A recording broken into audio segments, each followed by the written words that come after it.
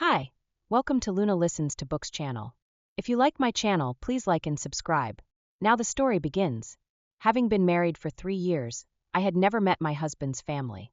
However, as I had a bad cold and bought $9 cold medicine from a small clinic to save money, I accidentally saw my husband Keith Loran at a luxury auction while watching a video. He splurged on money with a beautiful woman in his arms. The video blogger said, "If you don't have a net worth of hundreds of millions of dollars, you can't even attend this auction. This is the clear distinction between the poor and the rich." The rich. But I remembered that to save money, Keith was unwilling to buy even $29 condoms and made me take $9 birth control pills. Keith and I had been together for 6 years. Having been married for 3 years, I had never met my husband's family. However, as I had a bad cold and bought $9 cold medicine from a small clinic to save money, I accidentally saw my husband Keith Loran at a luxury auction while watching a video. He splurged on money with a beautiful woman in his arms. The video blogger said, "If you don't have a net worth of hundreds of millions of dollars, you can't even attend this auction. This is the clear distinction between the poor and the rich." The rich. But I remembered that to save money, Keith was unwilling to buy even $29 condoms and made me take $9 birth control pills. Keith and I had been together for 6 years. Like most couples who had struggled in New York, we rented a house on the most rundown streets. To be able to afford a house in New York and settle down, Keith and I worked hard to make money and lived frugally in our daily lives. Therefore, seeing him in the video at a luxury auction, dressed in a suit and tie, I thought it was part of his job. But then the video blogger said, "The people in the seats are all billionaires, and we ordinary people can hardly reach the heights in our lifetime. If you don't have a net worth of hundreds of millions of dollars, you can't even attend this auction. This is the clear distinction between the poor and the rich." As I heard this, the first scene that flashed through my mind was the scene from a few days ago. Keith and I had been married for 3 years. Due to financial pressure, we had agreed not to have children for the time being. And to avoid any accidents, he and I went to the store and tried to buy some condoms worth $29. This was already the cheapest. But Keith put them back. "Too expensive. We need to be frugal with the money. After all, we have to save money for the down payment on a house." When I went to the pharmacy before, I saw a contraceptive pill for $9. "Honey, how about you bear with it for a while? When I have money, I will definitely let you live a good life." I got a little angry when I heard this. Don't you know how much damage the $9 pills will cause to my body? What's wrong with you? But Keith complained, "Didn't I spend all my money on your mom's medical treatment 3 years ago? We should save as much as we can now. A house, remember? Besides, the medicine has national standard certification and is available in drugstores, so it must be safe to take. Honey, just bear with it for a while."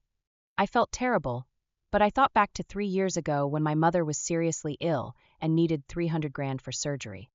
Not only did Keith not break up with me, but he also gave me all his savings without complaining, and only then did he save my mom from the brink of death. Because of his kindness, I ended up marrying him. But now I watched Keith in the video over and over again. He was in high spirits, smiling, chatting, laughing with the female companion next to him, and splurging on his money. My eyes became confused, and doubts arose in my heart. Even if it was work, would he have to do so? Keith was a programmer who worked regularly, occasionally forced to work overtime by his boss. Could he handle such a Vanity Fair in his stride? Actually, we had been together for 6 years. But I'd never met his family. Once the seed of doubt was planted, everything would be suspicious. I went home without questioning and waited quietly for Keith to come back. Keith worked overtime tonight and came back drunk at midnight. "Are you okay? I made some lemonade for you. Drink it." I brought the lemonade over to him and cleaned him up. Keith tugged at his shirt and said, "Vincent made me work overtime again. If the employment situation hadn't been so bad this year, I would have quit this job and looked for another one." Keith had complained to me many times about his job, and I told him to quit and find another job if it really didn't work out. However, he said that this company offered a high salary, and he was unwilling to quit because he was afraid that he would not find a better job. All this is worth it if we can buy a house and settle down in New York. Hearing it, I felt even more sorry for him. But this time I pushed Keith and said, "I have prepared the bath water for you in the bathroom. Go and take a shower first." Keith nodded and went to the bathroom to take a bath. and I secretly checked his phone. When we were dating, Keith and I would joke around and check each other's phones. But these years we had both been occupied with work, and I had never doubted Keith, believing in his character. This was the first time I had looked at his phone since we got married. I remembered the password, and after looking through it, I only found all the regular work group chats and chat records. Apart from that, there was only a few ordinary leisure and entertainment software on the page. I didn't notice anything wrong. Was I really overthinking it? Honey, I'm done. We're out of shower gel at home. Remember to buy some. Suddenly, Keith came out, wiping his hair. I put his phone down immediately. But he still saw it. He smiled. We are married for 3 years, and you still don't believe me. How about you check it again? Keith came over and sat on the sofa. Why are you checking my phone suddenly? Nothing. It's just that my mom is a little confused about something. I told her about it, but she still wants to ask for your opinion. I just want to see what she says to you. I chose to stay put for now. Keith raised his eyebrows when he heard this. You have the final say about everything. You don't need to ask for my opinion. You know, I trust you the most. We have saved up 800 grand now. I believe we will be able to afford the down payment of a house in New York soon. Our lives will get better and better. Hearing Keith say this, I felt a surge of guilt. Could it be that I was being too suspicious? Well, honey, I just have something to ask you. I was about to confess when I suddenly saw the emerald bracelet on Keith's wrist that he had not had time to take off. Suddenly, my whole body went cold. This was precisely the same as in the video. The video blogger said that this emerald bracelet was worth millions of dollars. If it was just a simple job, why didn't Keith return the bracelet after work? What's the matter? Is our mom sick again? Seeing that I didn't say anything, Keith immediately asked nervously. I calmed myself down and shook my head. Nothing. There's a new property on the west side of the city. I heard that they can lower the down payment. Why don't we go take a look? But Keith said, don't worry, we can save more money and the loan interest rate will be lower by then. It was late at night. But this time, I didn't fall into a deep sleep like usual. Keith thought I was asleep, so he picked up his phone and sat up. Through the mirror, I saw Keith's grave face as he entered the password. But it was not the password I knew before. He walked to the balcony and made a phone call. When I heard him get up, I slowly approached the balcony and eavesdropped on his phone call. Roy, help me put the things I bought at the auction today in the Stellar Villa. Keep an eye on the company for me these few days. The people below are not well behaved. Grandpa is having his 70th birthday. The day after tomorrow. Help me prepare a gift and remember to find me a pretty female companion. I will bring her to the birthday party. Keith gave a few instructions and then turned to talking about business matters. Hundreds and tens of millions seemed like just a number in his mouth, and he didn't act like a miser at all like he did in front of me. I felt desperately disappointed. Suddenly, a cautious question came from the other end of the phone. Mr. Laurent, are you really not going to bring your wife back to meet your grandpa? You have been married for 3 years, and you haven't confessed it to your grandpa and parents. They are all worried about your marriage all day long. I heard that this birthday party, they have arranged a few ladies of equal status for you to go on blind dates with. Hearing these words, Keith sneered, I don't want to listen to them and go for a business marriage. Diana Rosenberg is unpresentable, and she comes from a small county town. How could my parents and grandfather like her? Taking her back would only embarrass me. Besides, her parents are mercenary and snobbish. They even wanted Diana and me to buy a house in their hometown to provide for their retirement. I'll have to test Diana. Even if I have billions of dollars, I won't marry a lazy, selfish, and wasteful woman. Women need to be trained. Only when she learns to endure hardships and lives a good life will she be grateful to me. Hearing this, I clenched my fists. We had been together for 6 years, and he never trusted me. Was I this kind of woman in his mind? Roy, his secretary on the other end of the phone, heard this and said in a flattering tone, Yes, Mr. Laurent, but you and your wife have been married for so long. What if she fails the test in the end? Keith said casually, Of course, we'll get divorced, but I've already notarized all my premarital assets, and even my salary was advanced for 5 years. Even if we get divorced, she won't get anything from me. But we'll part amicably. I'm still willing to give her a substantial divorce settlement. Roy laughed awkwardly and spoke carefully. I heard that, Ms. Celeste will be back from abroad in a few days, and she specifically asked to see you, Mr. Laurent. Would you like to meet her?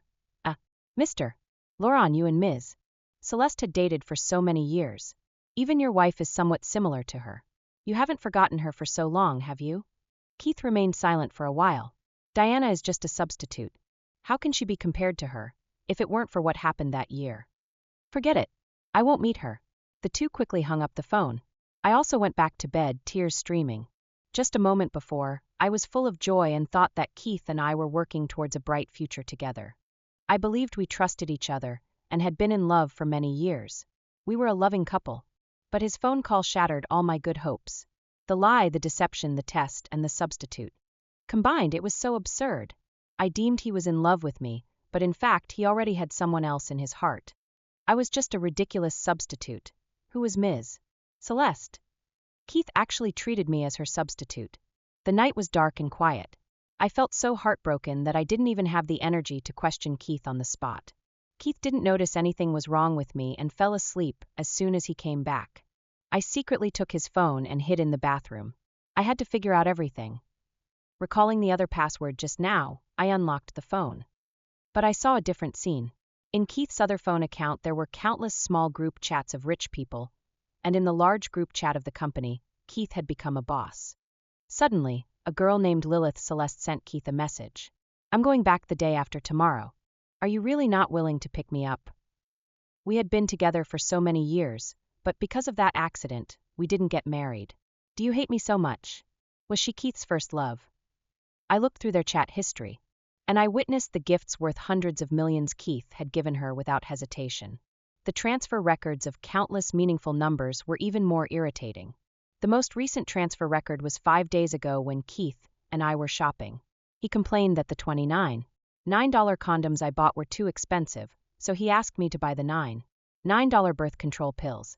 But then he transferred 20 grand to his ex-girlfriend just because she suddenly wanted to eat in a luxury restaurant. My tears dripped onto the phone page. My life was such a joke. I saw photos of Lilith traveling around Europe, and the woman in the pictures was 50% similar to me. But she was more exquisite, decorated with luxury goods. And now, I was curled up in the bathroom, still wearing the cheap pajamas. In the pinned group chat of the young rich people, Keith was suddenly tagged. Let's go to the bar in a few days, I called a few girls. Keith is 28 years old now, but he is not married or in a relationship. Why is he so abstinent? I couldn't help but send a reply. No one knows that I'm married. As soon as I sent it, the group chat exploded in discussion. Married?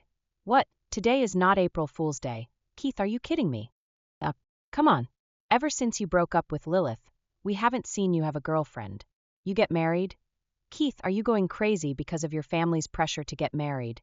You've even started talking nonsense.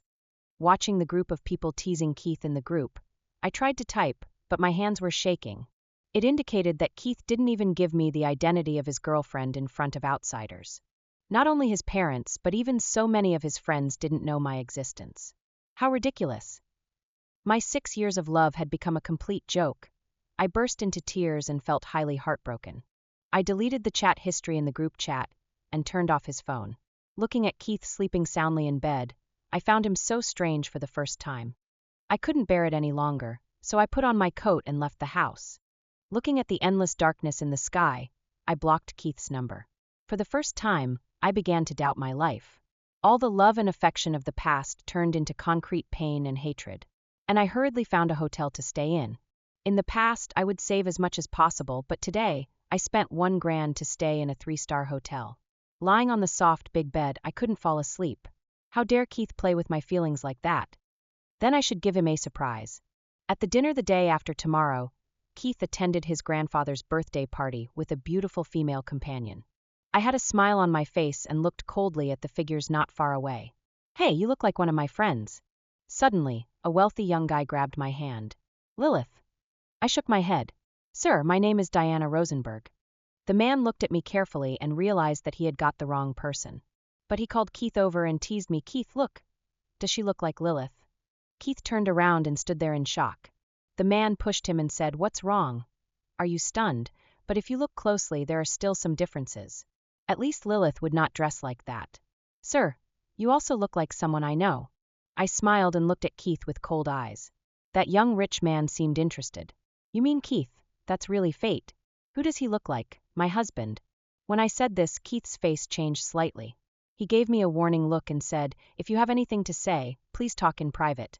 Don't mess around in this situation." He disliked me for not being presentable enough and was unwilling to acknowledge me in front of everyone. The rich man smiled, thinking I was trying to seduce Keith, and laughing, "You're just a waiter, but you have such a nice daydream." Keith is the only son of the Loran group, and there are many rich ladies for him to choose. I smiled, "I'm just joking. My husband has already been dead for a long time, and I am a widow now." The rich man thought I was still joking. "You're quite funny. How about give me your number? We can hang out together later." His eyes wandered over me. I have a pretty good figure and appearance, and even before I got married, many people were pursuing me. The rich people were often cunning, but I didn't refuse. Keith's face turned dark, and he held down the rich man's phone. "She's only a waiter. And you may have anyone in the bar, right?" The rich man said speechlessly. "Come on, who would complain about having too many women? You and Lilith broke up, but you still go to bars to flirt with girls." I maintained my smile. "Or I can save your number." "No, Diana, stop it." Keith couldn't help it anymore and growled. The rich man frowned, finally realizing something was wrong. "You two know each other?" We couldn't be more familiar with each other." I put down the tray of wine and took out the marriage certificate. "We have been married for 3 years. Do I need to get to know you again, Mr. Loran?" The rich man was astonished, and Keith's female companion looked at the marriage certificate in my hand, flustered. "What?" The rich man covered his mouth. "Diana, this is my grandfather's birthday party. Stop making trouble." Keith grabbed my hand, furious. But I shook him off. Snapped. I slapped him hard on the face. "You've been pretending in front of me for so long. Have you finally had enough, Mr. Loran?" There was a crisp sound, and almost all the guests looked over. Keith covered his face and looked at me in disbelief. I had always been gentle, considerate, and kind. We had never quarreled after being together and married for so many years. This was the first time I hit him. More and more eyes were sweeping over here. Keith looked unhappy and dragged me to the backstage. "Let's go to a silent place, and I'll explain it to you later." In an empty corner, I shook off his hand and glared at him coldly. "What else do you need to explain? Have you not tested me enough?" Keith didn't take his deception to heart. Instead, he was furious. "Diana, you made such a scene in public. How will others think of me? You've made me so embarrassed." What I wanted was for him to get embarrassed. I was really blinded to fall for such a bastard. I thought he was honest and decent, but he not only deceived me, but also went out to have fun and spend money behind my back, secretly treating me as a substitute. When he had money, he was reluctant to spend it on me and kept ignoring and belittling me. I didn't even dare to hope that he would be able to pity and love me as his wife in the future. "We have nothing to talk about now, so let's just part in peace," I said in a cold voice. However, Keith thought I was joking. "Don't play hard to get. You came from a small town, and marrying a rich man like me is a blessing for you in your lifetime." I tried to retort, but a butler led several servants here. "Mr. Loran, your parents and grandpa ask you to go back to the living room." The butler then turned to look at me and said, "Please come with us, miss. My masters want to know what happened today." After all, there were so many people watching Keith at the banquet. Keith and I had such a big fight, so everyone present should have seen it. As the protagonist of the party, the Lawrence couldn't play dumb, and they really did need to know everything. "Keith, can you tell me what's going on?" A noble lady in Cheongsam looked at us with a frown. I didn't miss the look of disdain in her eyes. I sat opposite them, and it seemed like a trial. "I just heard outside that this woman is your wife. When did you get married? How come I didn't know?" Wendy Loran, Keith's mother, looked at me with contempt and said, "Not everyone has the right to marry into our family. There are many women who want to pester my son. The most important thing for a person is to know himself." I sneered in my heart. It was true that a crooked stick would have a crooked shadow. "Madam, this is our marriage certificate. How about you check whether it's real or not?" I had saved Keith's dignity at the banquet. But now that they were speaking so rudely, I wouldn't respect them. "We have been married for 3 years. If you don't believe me, you can go check it out. And I don't have to marry into your family." Keith's face turned gloomy. "Shut up, you are the one who caused all this today." Aidan Loran, Keith's father, and Wendy looked at each other, took the marriage certificate, saw the stamp and certificate code, and asked the butler to check. After a while, Leon, the butler, came back. "Sir, madam, this is true." Wendy looked surprised and grim. "Keith, I don't mind you being in a relationship, but marriage is significant. How could you find someone like that?" What kind of person am I? I sneered. It was your son who knelt down to propose to me and married me without even giving me a wedding gift. He even did a notarization of the premarital property. I have no guilt and have not done anything to let your son down. Although I was not a wealthy lady, I had a reasonably good life as the only daughter in my family. When Keith wanted to marry me, my parents wanted to ask for a wedding gift of 100 grand, but they would prepare 150 grand and let me take both the money back to my home with Keith. But at that time, Keith said that asking for a wedding gift would mean selling a daughter. I was considerate of Keith, so in the end, I didn't ask for anything and married him. After we got married, to save money, we didn't have a wedding or a honeymoon. We simply held a few banquets in my hometown as a formality. I had never complained or gotten angry over the years until I knew he was cheating on me and transferred numerous money to his first love when he said we needed to live frugally. When I married your son, I had no idea that he was the son of a billionaire. I accompanied him through hardships. How have I ever done anything wrong to him? I growled. Wendy was so furious that she yelled, "How dare you talk back to your elders? You are really from a low-income family. You have no manners at all. I will never acknowledge you as my son's wife. How can someone like you marry my son?" Lon Laurent, Keith's grandfather, interrupted Wendy. "Well, now that they're married, it's useless to say anything." But I smiled. "Why is it useless? Sir, I think you are a reasonable person. When I married Keith, I didn't know that he was the son of a billionaire." I looked at my cowardly and chauvinistic Keith standing next to me and felt only disgust. Since this is a false start, it should be ended soon. Keith didn't understand what I was saying. He put on a gloomy face. "You have met my family now. Isn't it enough to make such a fuss? Everyone knows that you are the young mistress of the Laurent family. Is that enough? Whether it's okay or not is up to you. I was well prepared before coming here. I just threw out a divorce agreement. Since everyone is here, then be our witnesses. Keith and I will part amicably. We will sign this divorce agreement and go to register our divorce in a few days." My tone was full of sarcasm. "Don't worry. I asked a lawyer to draft this agreement yesterday. I won't ask your Laurent family for a penny. We have 800 grand in our card. We'll divide it equally into joint properties, 400 grand each. Keith lent me 300 grand to help my mom with her medical treatment. I'll pay him interest at the market price. Therefore, 720 grand from this card belongs to Keith, and the remaining 80 grand belongs to me. If no objection, Keith, just sign it." I threw the divorce agreement at him without any hesitation. 2 copies. We have always split the bill from the time we were dating to the time we got married. But don't tell your parents and grandfather that I spent your money. After all, we even split the bill for condoms.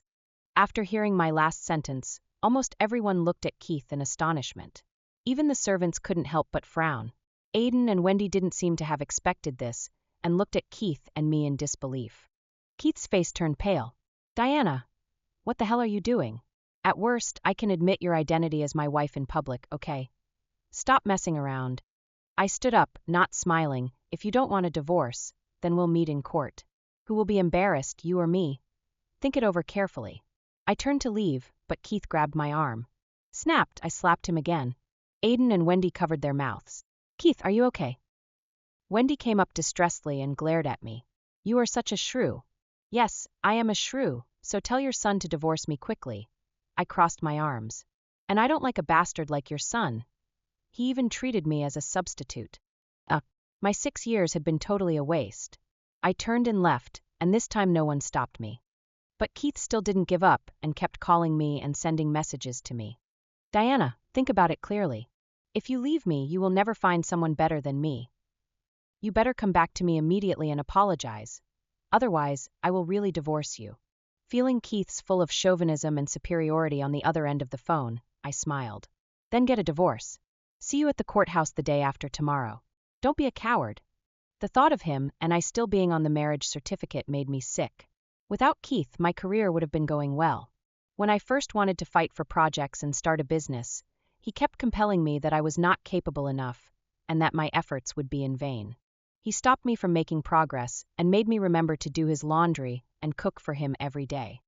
When he was playing games, he didn't allow me to work and affect him, which instilled negative emotions in me. Over the years, I had become accustomed to being patient and obedient. But once I left him, I felt relieved. I rented a small house for myself which was clean and tidy, without cigarettes or alcohol.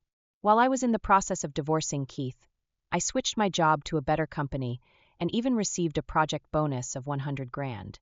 As Keith received the court summons, he was furious. I found several marketing accounts online and made the matter between Keith and me known to everyone. I even paid for a few small trending searches. Because the matter was so bizarre, many netizens started discussing it. Although I didn't mention anyone by name, intelligent netizens had already followed the clues and figured out who the male and female protagonists were. Fuck, this is a true story. Are all billionaires so stingy? They even split the cost of a hotel room with their wives. This has refreshed my bottom line. I thought billionaires would always buy luxury goods, but it turns out that $29.9 condoms are too expensive for him. It's okay to pretend to be poor, but he's gone too far. The heroine of the story truly loves the hero, but the hero is a shit. I didn't insult the word. Even the shit has been wronged. Come on. Netizens had different opinions, but negative comments were all for the Loran family, making it a joke. Keith was subjected to online violence, and even employees of the Loran group were making fun of him. Of course, I chose to make things worse at this time. I applied for a social media account and live-streamed my divorce. Since Keith had no shame, why should I show him respect? Hello, everyone. I am the female protagonist who was the victim in the weird incident of the rich man pretending to be poor. Now I want to divorce the male protagonist, but he thinks I am playing hard to get and wants me to apologize before he considers not divorcing me. There was a lot of curiosity on the internet, not to mention that I was still at the peak of popularity. As soon as I started the live broadcast, tens of thousands of netizens flocked in to watch the show. The comments filled the page in minutes. I told them that I was filing for divorce. Some netizens applauded, while others advised me. After all, he is the son of a billionaire and his only child. If you don't divorce him, you will definitely have a share of the money in the future. I think you should be cautious. But I had thought it through. I'm preparing to start my own business now, and I think it's better to separate from the unsuitable person as soon as possible. My life would be better without the scumbag. Finally, a month later, Keith couldn't stand the pressure and signed the divorce agreement, agreeing to divorce me. I don't want the 800 grand in the card. Just consider it as compensation to you. But I snorted coldly. Compensation? You're just afraid that someone will gossip about you, aren't you? We'll split the money in half. We don't owe each other anything. From now on, you go your way and I go mine. Now, Keith was hated by everyone. The wealthy young ladies who had once favored him now avoided him as much as possible for fear of being tainted by him. Moreover, Keith already had a wife, but the Loran family still arranged for him to go on blind dates with them. Everyone was not stupid, and they all stayed away from the Loran family. Because of what I did, the brand image was damaged, and the Loran Group's stock price plummeted. Now, Keith Iest wanted to pool oil on the troubled waters. Diana, apart from hiding the fact that I'm a billionaire from you, I haven't done anything to let you down, right? Can't we just live our lives in peace? And we can just pool our money together in the future. Isn't that okay? Keith's eyes turned red. Yet I looked at him with disgust. Is it fun to treat me as a substitute for your first love, Lilith Celeste? You're so disgusting. I want to vomit when I see you now. Keith opened his mouth in shock. How? How did you know? He thought carefully about when something was wrong with me. Finally, he thought of that night. Did you hear my phone call? No wonder. His face was grim. Diana, so you planned all this? You deliberately want to ruin my reputation. I crossed my arms and said, so what? You made me suffer for 3 years. And even the 300 grand you used to save my mom was fake. I'm not as shameless as you. After I married Keith, my living standard dropped significantly. He asked me to take care of him and secretly requested my company to give me a relaxing position, which significantly reduced my salary.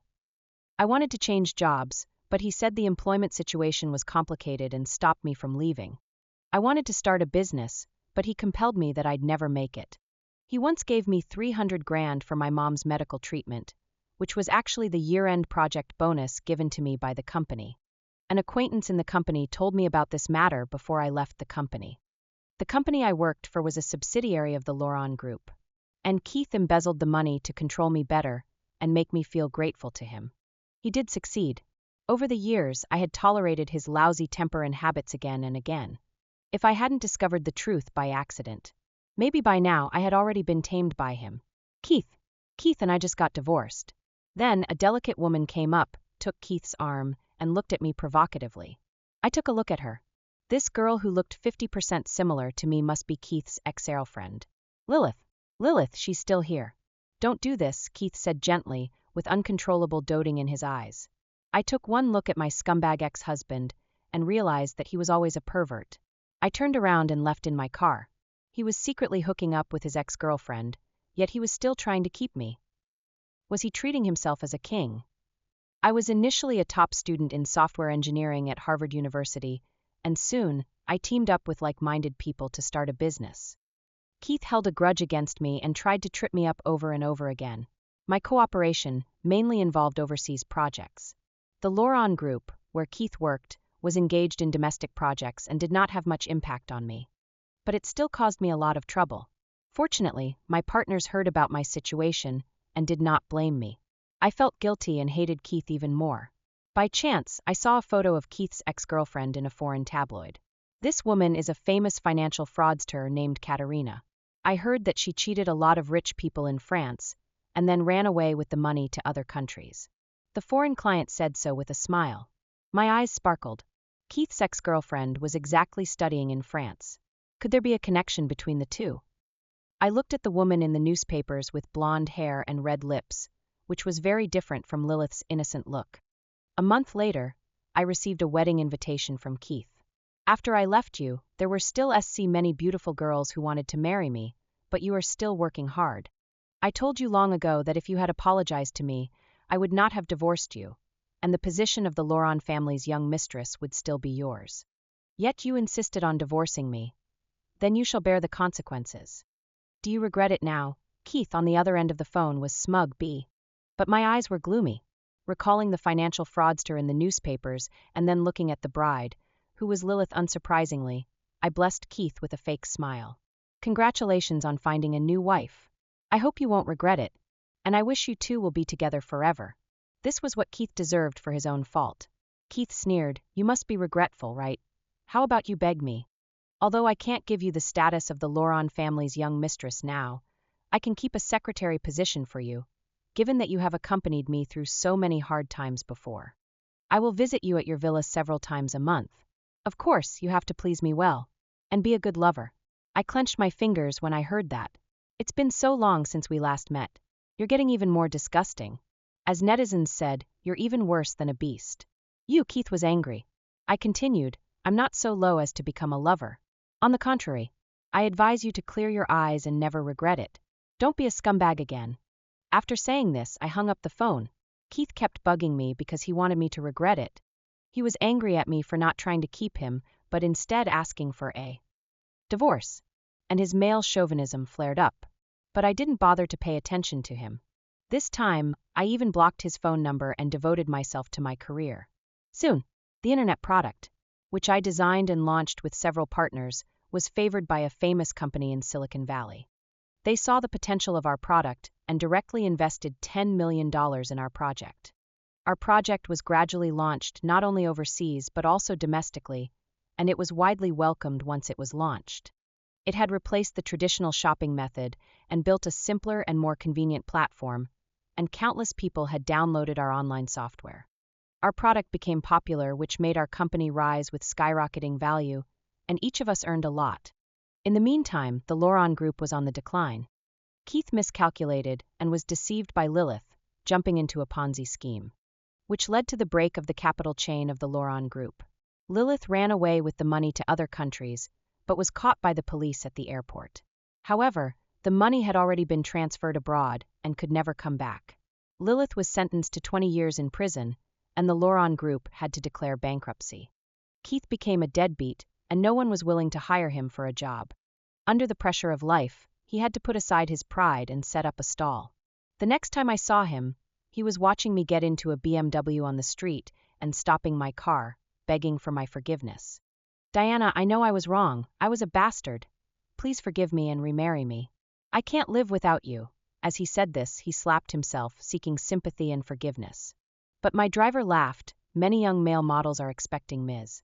Rosenberg's favor. Okay, look at you. Are you worthy? Keith's face was flushed with embarrassment. How ridiculous. Didn't you say you hated gold-digging women who were greedy for wealth? and that you would never regret it," I said in a sarcastic voice. Keith couldn't raise his head and stammered, "Diana, I know I was wrong. Please forgive me." "Forgive you? In your dreams?" I closed the car window and asked the driver to go. The best choice for me was to draw a clear line between myself and the scumbag. I was always worthy of loving and being loved, and I would move towards a better future. Today's story is over. Thank you all for listening.